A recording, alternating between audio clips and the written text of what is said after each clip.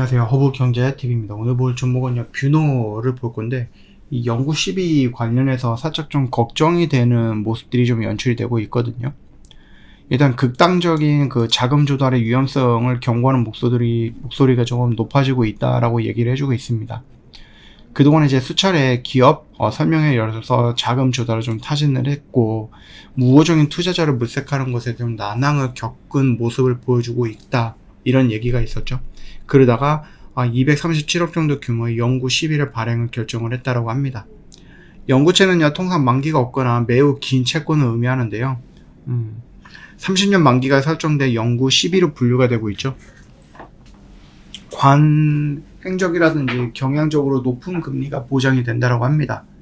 그래서 사채권자는 통상 조기 상환 청구권을 행사할 수 없지만 높은 금리 수익을 보장되는 만큼 투자금의 납입 상태를 장기간 지속하는 것은 유리한 입장이 된다는 얘기죠. 회사 입장에서는 그거는 불리하다는 거죠. 초기 2년은요, 만기 이자율이 5%로 시작을 하지만 2년 후부터는 스텝업 조항에 적용이 돼서 이자율이 급증하기 시작한다는 얘기죠. 매년 표면 만기 금리가 4%씩 가산이 된다고 하면은 연복리 기준으로 해서 3년 차가 되면은 9%, 4년 차는 13%, 그냥 30년 차는 무려 이자가 57%, 미친 듯이 올라가는 거죠. 물론 이 뷰노가 내년에 미국을 진출하겠다, 그리고 미국 시장의 일부만 내가 갖고 와도 어느 정도 이것들은 다 해결할 수 있다라는 계산이 되어 있으니까 이 정도 모험을 하는 것이 아닌가라고 생각을 합니다. 복리 적용 기간이 1년이 아니라 3개월 단위로 설정돼서 더욱 가파른 복리 누적이 예상이 된다고 합니다.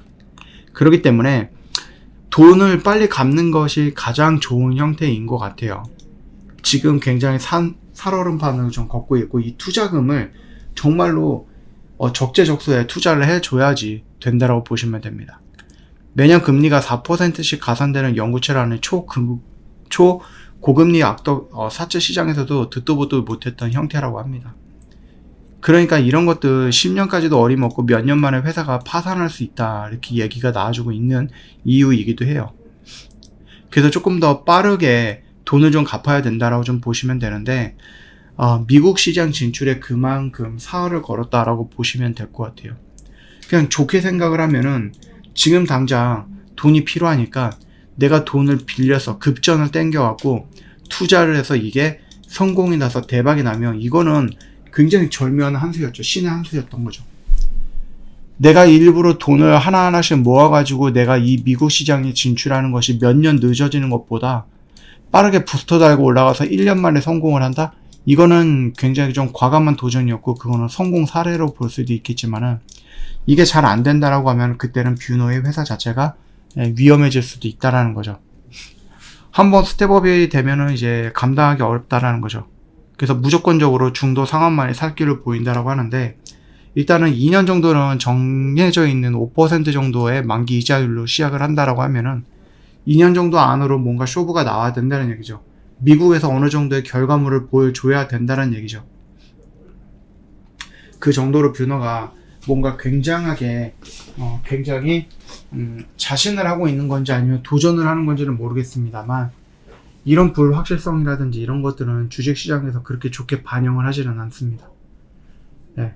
경영자의 아니면 뭐 회장이 이런 과감한 결정을 내렸다라고 했을 때 성공을 하면은 나중에는 어떻게 될지 모르겠죠. 주가는 올라갈 수는 있겠죠. 그러나 그 전까지는 설마 불확실성, 이런 얘기들이 좀 떠도는 것도 어쩔 수 없다.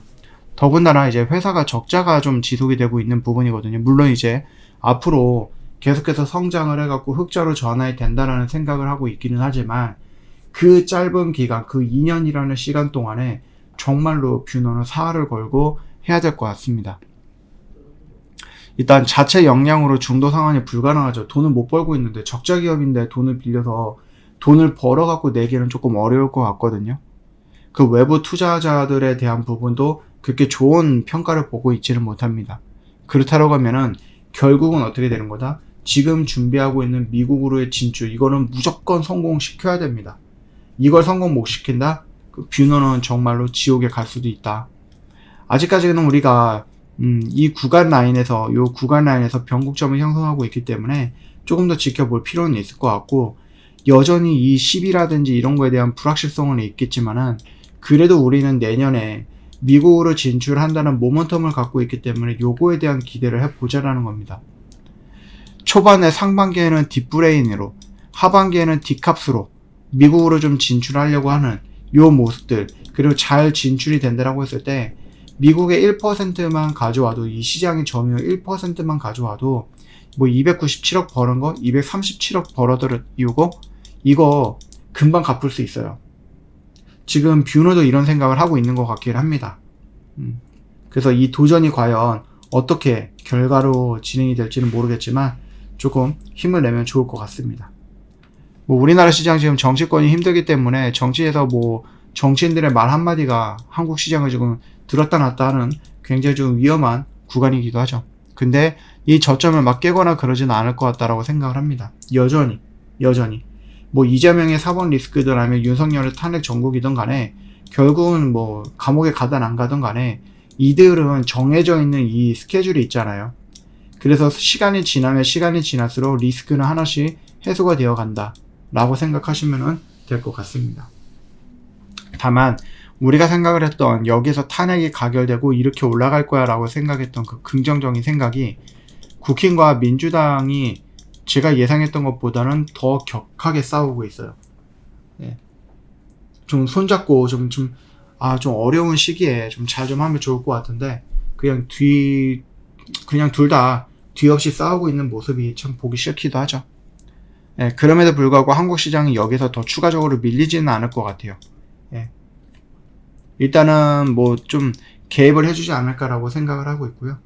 조금 더 지켜볼 필요도 있을 것 같고, 말씀드렸듯이 이 그들의 전쟁은, 그들의 싸움은 결국은 이제 시간이 해결해 줄 겁니다. 정해져 있는 그 재판이라든지 어떠한 일정들이 결국은 지나가게 될 거고, 당연히 뭐예요? 시간은 우리가 생각했던 것보다 조금 더 딜레이가 될 수 있겠지만 그 시장에서 여러분이 버텨내는 것이 굉장히 중요하지 않을까 생각을 해요. 저 허브경제TV 공식 채널 보시면 어떤 뉴스 나오고 그 뉴스 깔끔하게 정리해서 여러분 보기 편하게 올려놨는데 이것만 여러분들이 잘 보셔도 됩니다. 지금 시장이 힘들다라고 해서 여러분 포기하거나 아무것도 안 하거나 그냥 손 놓고 있으면 안 되고, 이런 정리 하나하나들 여러분들도 같이 정리를 해놔야 돼요. 그래야지 나중에 시장이 좀 더 긍정적으로 변했을 때 여러분들 누구보다도 빨리 대응할 수 있다. 입장하는 방법도 너무 간단합니다. 영상 댓글에 링크 있으니까 클릭하고 들어오시면 됩니다. 오늘도 고생하셨습니다.